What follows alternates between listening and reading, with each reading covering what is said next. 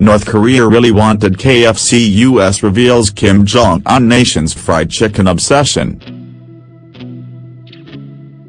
The bizarre fixation was exposed when more than a dozen economic officials from S reclusive regime visited a few years ago.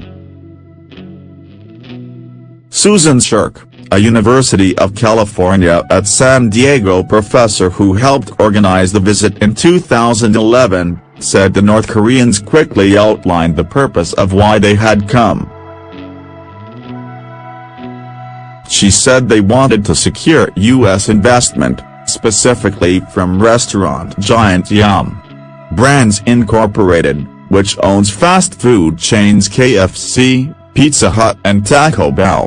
Mrs. Shirk said, they really wanted to get KFC to North Korea. Though Yum had no interest in meeting the demand, Mrs. Shirk said the North Koreans seemed to have enjoyed their trip to the States. Journey to New York and California included visits to a mushroom farm, department store and New York's Carnegie Deli. Mrs. Shirk added, we arranged for people to go to families for dinner in San Diego. They really liked that a lot. North Korean delegates and officials have in recent years visited the U.S. on a number of occasions. But those trips are now in jeopardy as included the state in a group of nations that will face travel restrictions to the U.S. Tensions between Washington and Pyongyang have spiked after Kim's nuclear weapons and ballistic tests, as well as escalating verbal threats from both the U.S. and North Korean leaders. Mr. Trump dismissed the prospect of talks with North Korea as a waste of time a day after his own Secretary of State said the U.S. was maintaining open lines of communication with the despot leader. The U.S. President tweeted, I told Rex Tillerson, our wonderful Secretary of State, that he is wasting his time trying to negotiate with Little Rocket Man.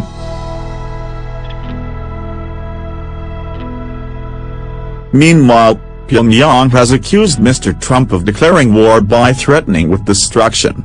North Korea's Foreign Minister Ri Yong-ho claimed the country will take aim at any U.S. bombers, even if they occupy international airspace. The U.S. has since denied a declaration of war on the regime, with White House Press Secretary Sarah Sanders branding the accusations as absurd.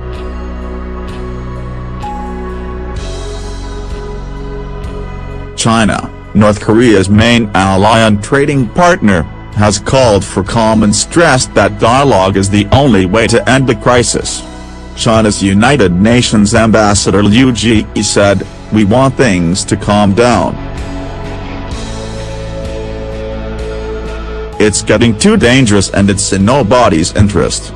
We certainly hope that the United States and North Korea will see that there is no other way than negotiations to solve the nuclear issue on the Korean peninsula. The alternative is a disaster.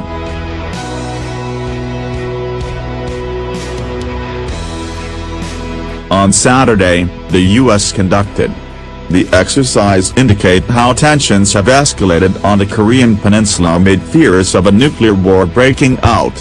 Rear Admiral Mark Dalton said that while Pyongyang's missile tests and nuclear program was a growing and concerning danger, his task force was ready if North Korea resort to military action. He said, as a forward deployed force,